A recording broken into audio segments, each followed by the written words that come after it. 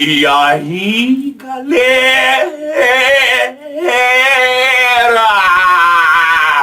Como é que vocês estão, amiguinhos? Muito bem, espero eu. Espero que todos estejam aí confortáveis, todos estejam aí climatizados, estejam aí acomodados, preparados, prontinhos para voltar a trilhar aquele caminho, para voltar a colocar mais aquele tijolinho no seu caminho rumo à universidade. E nós aqui da Escola do Vestibular estamos para ajudar você a atingir esse objetivo. Belezinha, galera? Belezinha, galera? Belezinha, galera? Falei agora igual Cebolinha lá da Turma da Mônica. Amiguinhos, é o seguinte, dando continuidade no estudo da termodinâmica, hoje a gente vai falar da primeira lei da termodinâmica, pessoal. É uma lei muito poderosa. Nas aulas passadas nós estudamos 3 modalidades de energia que estão relacionadas, que estão envolvidas nas transformações gasosas. Então nós estudamos lá as transformações gasosas em si, PV igual a nRT, PV tipo Votó. Lá para trás nós estudamos a energia na forma de calor, que aqui nos gases a gente chamou de energia externa, porque o gás pode trocar energia na forma de calor com o meio externo.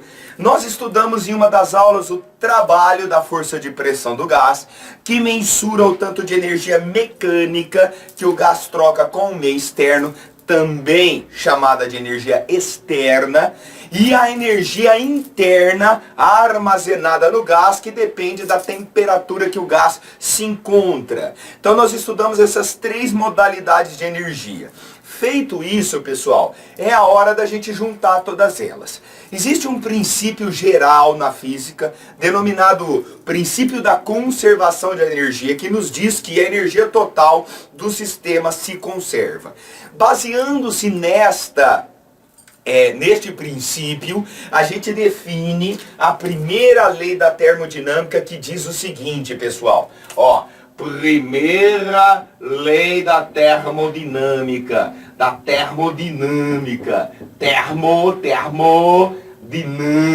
Dinâmica. É uma palavra pro paroxítonas, então a gente acentua a sílaba tônica. Rapaz, é nóis. Então veja só, a variação da energia interna do gás, aquela energia armazenada no gás, a sua variação corresponde à diferença entre a quantidade de calor trocada pelo gás com o meio externo e a quantidade de energia mecânica que o gás troca com o meio externo, mensurada pelo trabalho. Observe que é uma lei super simples, super sussa. Coloque ela aí na sua caixinha de ferramentas, que eu sei que você tá com ela aí do seu ladinho, aquele papelzinho, aquela folhinha de sulfite, aquela folha de almaço, enfim, ou seu tablet, sei lá aí onde você tá anotando, mas coloque na sua caixinha de ferramenta que a variação da energia interna é a quantidade de calor menos o trabalho. É essa a expressão da primeira lei da termodinâmica. É muito importante que você saiba o sinal e o significado de cada uma dessas variáveis. Então, vamos falar da energia interna primeiramente. Se o gás aquece, se a energia interna aumenta, esse ΔU vai dar um sinal positivo, ok? Sempre que a temperatura aumenta e por consequência a energia interna aumenta, o ΔU é positivo. Só que a energia interna pode diminuir, então o ΔU pode ser negativo. Isso acontece quando o gás esfria, em uma transformação onde o gás diminui a sua temperatura absoluta.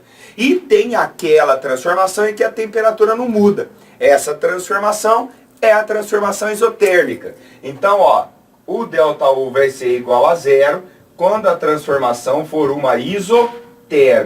Anota aí na sua caixinha de ferramentas, porque é super importante nós sabermos os sinais dessas variáveis. A fórmula em si é facinha.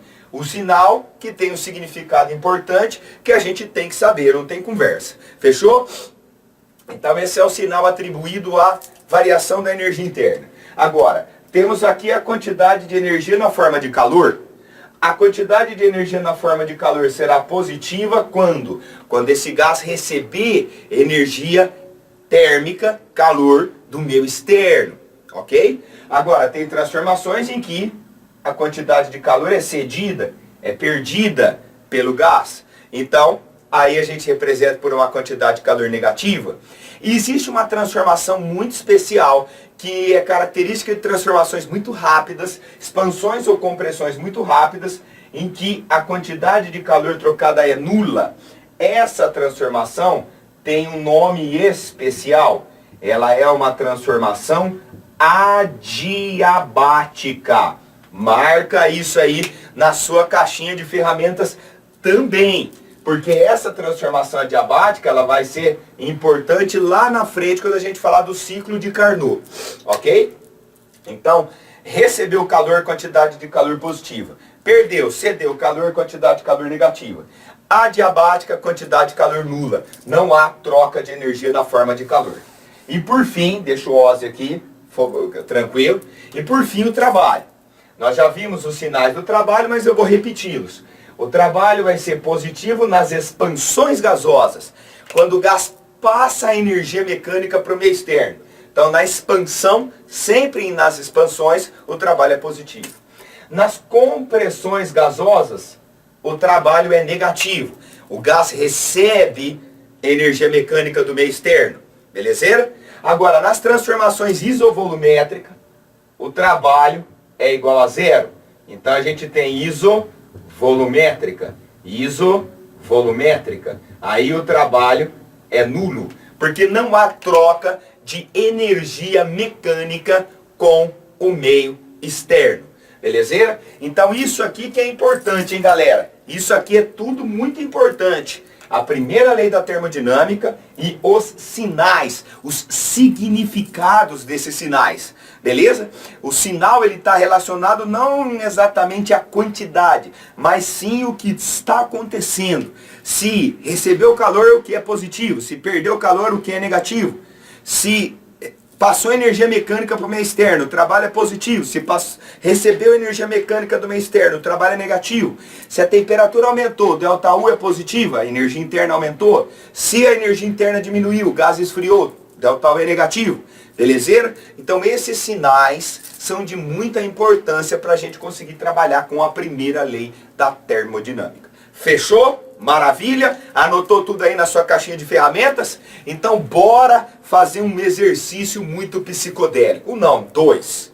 Vamos lá. Primeiro deles. Um sistema termodinâmico constituído de N mols de um gás perfeito monoatômico desenvolve uma transformação cíclica. Lembrando, pessoal, transformação cíclica é aquela transformação que corresponde a uma sequência. Então, se você observar aí, nós temos uma sequência de 4 transformações gasosas, né? De A para B, B para C, C para D e D para A de volta. Observe de novo esse gráfico bem bonitinho, porque ele tem algumas sutilezas. Olha bem para ele. A primeira coisa importante de você visualizar é que o volume está em litro. Tá vendo? Ó? Dá uma olhada aí no gráfico para você ver. O volume está em litro. E o gráfico, pela sequência que o cara descreveu no texto, se você quiser voltar no texto aí você pode voltar, pela sequência que ele descreveu, esse ciclo está sendo realizado, né, num sentido anti-horário. Isso é importante, beleza? Isso é importante para a gente responder aí as questões. Então, de acordo com o apresentado, o que a gente pode afirmar? Veja bem, galera, tem várias alternativas aí. Eu vou fazer algumas observações, algumas contas aqui, e aí a gente vai identificar qual dessas alternativas aí que está correta. Beleza? Então vamos lá.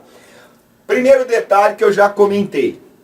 Estando em litro, a gente tem que transformar esse negócio para o sistema internacional, para metro cúbico. Então, tudo que tiver no eixo horizontal, eu tenho que multiplicar por 10 a menos 3 para converter para metro cúbico. Essa é a primeira coisa.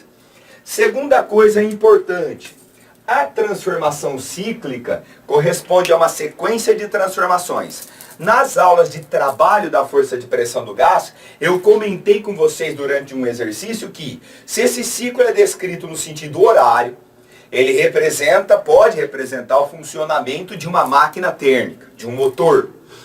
E se ele é descrito no sentido anti-horário, ele pode representar o funcionamento de um refrigerador. Então, sendo o sentido do ciclo anti-horário, anti-horário, o trabalho no ciclo vai ser negativo, ele representa o funcionamento de um refrigerador. Pode ser um ar-condicionado, pode ser uma geladeira, pode ser um freezer, tá? Então, o fato do ciclo estar sendo descrito no sentido anti-horário deve nos levar à conclusão de que pode representar o funcionamento de um refrigerador. Aí naquela mesma aula lá de trabalho, nós vimos que a área interna corresponde ao trabalho no ciclo. Então, o trabalho nesse ciclo aqui, é igual a menos, porque ele está sendo descrito no sentido anti-horário. E aí a gente faz a área desse retângulo aqui, Esse lado aqui, de 2 até 6 vale 4 vezes 10 a menos 3. 4 vezes 10 a menos 3, vezes esse lado aqui de 1 a 3, vale 2 vezes 10 a quinta, 2 vezes 10 a quinta.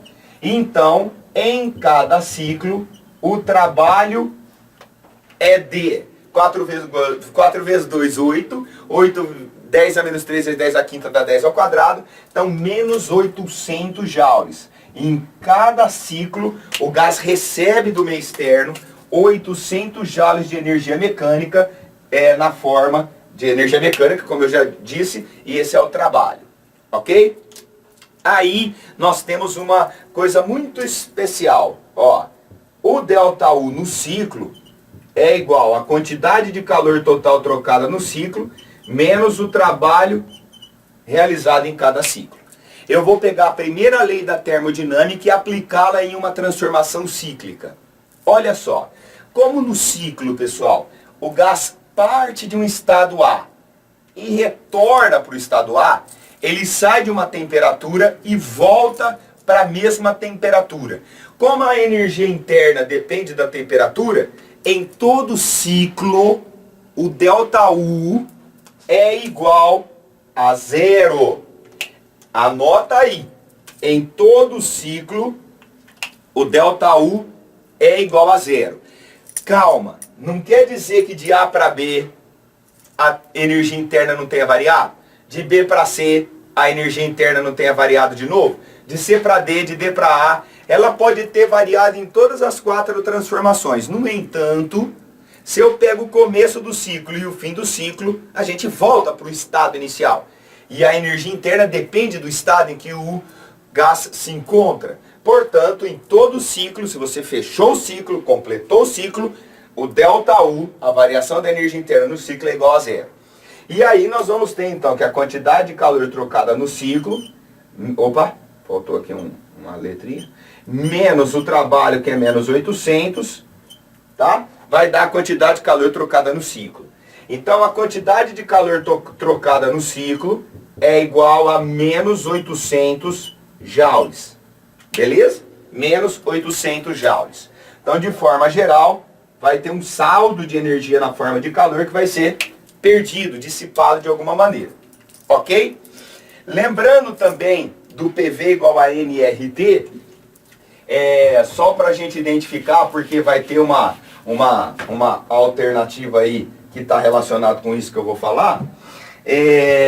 Qual desses estados a temperatura vai ser maior e por consequência a energia interna, e em qual desses estados a temperatura vai ser menor e por consequência menor a energia interna.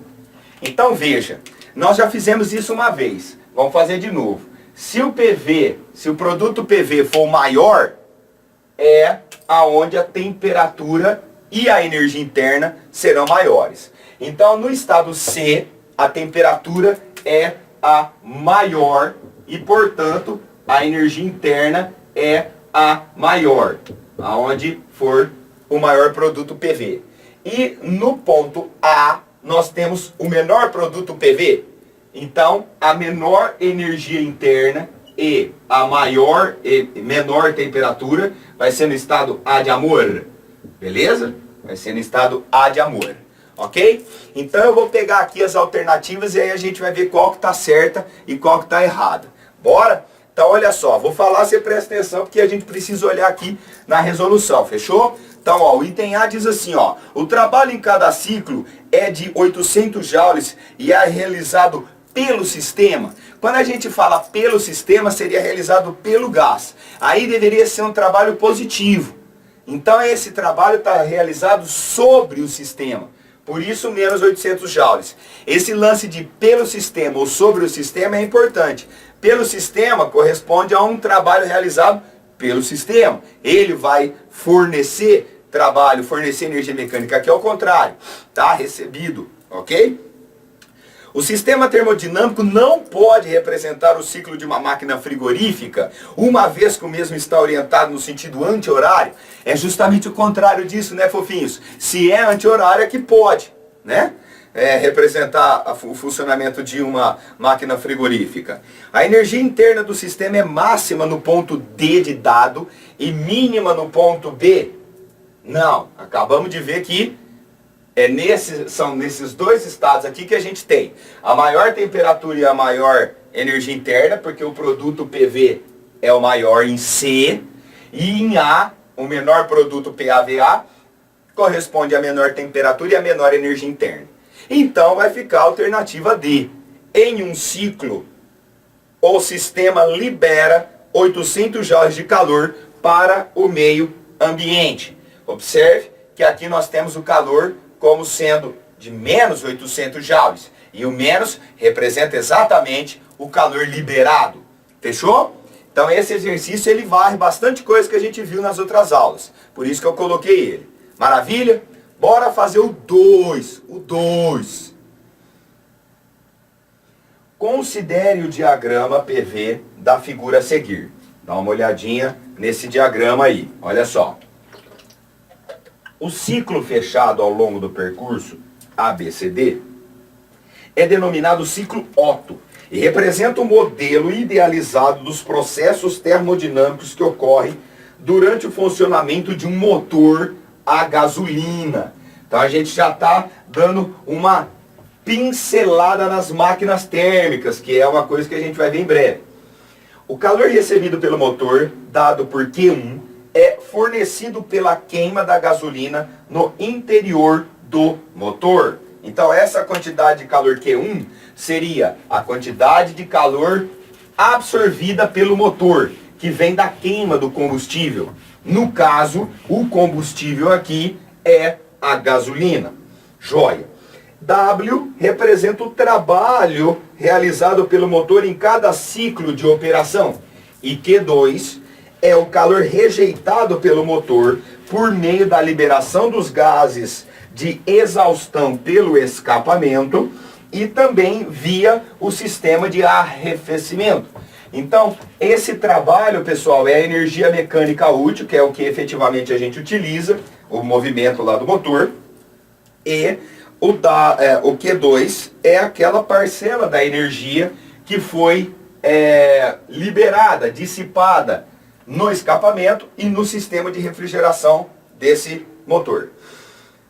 Considerando o motor que recebe 2.500 joules de calor, então o Q1 é 2.500 joules de calor, e que realiza 875 joules de trabalho, 875 joules de trabalho, em cada ciclo de operação, responda os itens a seguir.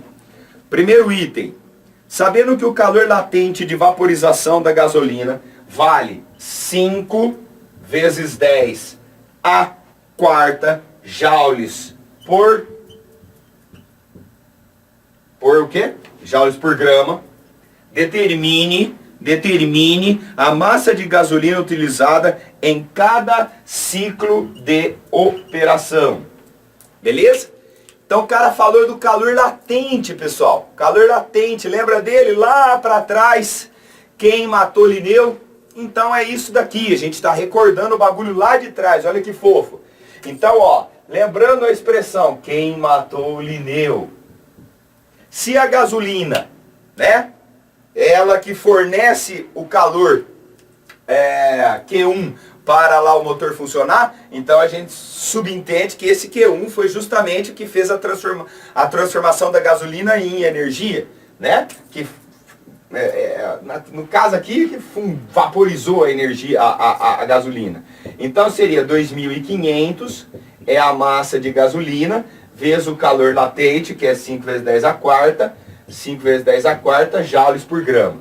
Então essa massa vai dar 2.500 dividido por 5 vezes 10 a quarta, 2.500 dividido por 5 vezes 10 a quarta, vai dar 0,05 gramas.